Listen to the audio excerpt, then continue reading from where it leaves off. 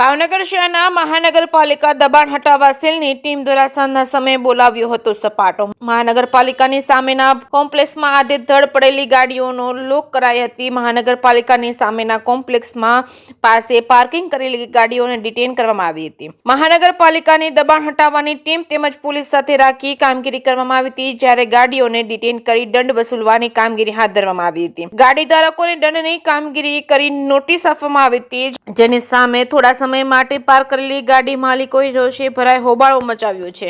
જે સિંહ સાથે હિરેન ભાયાણી, ભાવનગર। સુરેન્દ્રસિંહ રાણા, દબાણ હટાવ ઇન્સ્પેક્ટર, ભાવનગર મહાનગરપાલિકા।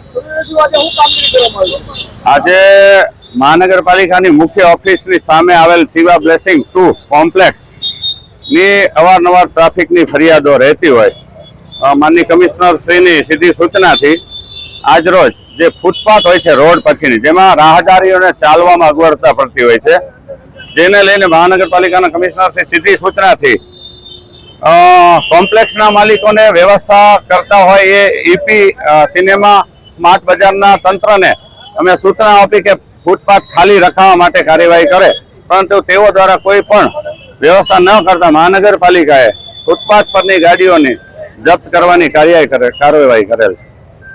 ખાસ તો જે ટ્રાફિકનો મેઇન પ્રશ્ન નડતો હોય છે, તો ટ્રાફિક શું કરી રહ્યું છે? ટ્રાફિકનો મુદ્દો એવું છે કે પોલીસ તંત્ર જે છે એ રોડ પછીની ગાડીઓને લઈ શકતું નથી એવું જણાવે, પરંતુ મહાનગરપાલિકા ફૂટપાથ પરના પણ દબાણો હટાવી શકે છે।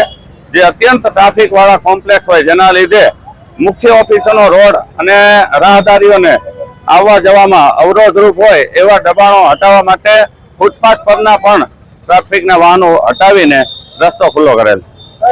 ખાસ તો જે કોમ્પ્લેક્સ હોય છે ત્યાં પાર્કિંગની વ્યવસ્થા હોવા છતાં જે લોકો છે એને બહાર પાર્કિંગ કરવું પડતું હોય છે, એની માટે કોમ્પ્લેક્સ ધારકો છે એની વિરુદ્ધ ક્યાં પગલાં લેવામાં આવે છે?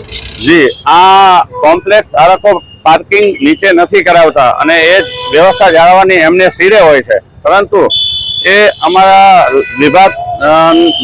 વિભાગને લગત ના હોય, અન્ય વિભાગને હોય, આથી અમારા વિભાગને આવતી કામગીરી અમે કરેલ છે।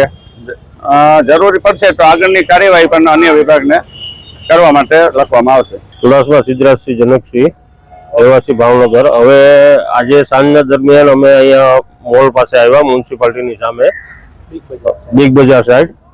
હવે ત્યાં અમારા સાહેબ ઝાલા સાહેબની ઓફિસ છે, ત્યાં અમે મળવા આવ્યા હતા, ક્લાયન્ટ છીએ।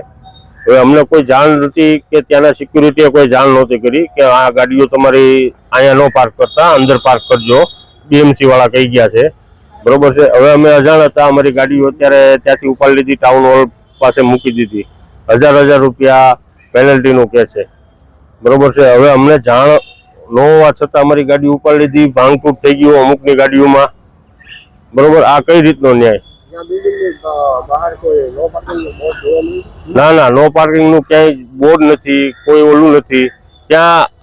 કાલ સુધીમાં પાર્કિંગ થતું હતું, કાલ સુધી સવાર સુધી પાર્કિંગ થતું હતું, આજે સાંજ સુધી જાણ જ નથી કરી જાહેર જનતાને। ગાડીઓ શોપ ઉપર ગાડી અને ત્યાં સ્થળ ઉપર હોબાળો થયો તો અમુક ગાડી ત્યાં જતી કરી છે અને અમુક જે આવી તેને લઈને અહીંયા આવ્યા છે। હા, અમુક ગાડીઓને નુકસાન થયું છે। હવે આગળના બોનટ ને એ બધું, બોથા ને એ બધું તૂટી ગયું છે। આનું જવાબદાર કોણ? ના, એ બધા ગોટાળા વાળે છે, કોઈ સંતોષકારક જવાબ નથી આપ્યો। હવે આમાં તો શું કરવી, એક તરફી શાસન હોય, તાનાશાહી જેવું, અમે તો શું કરી શકીએ આમ પબ્લિક?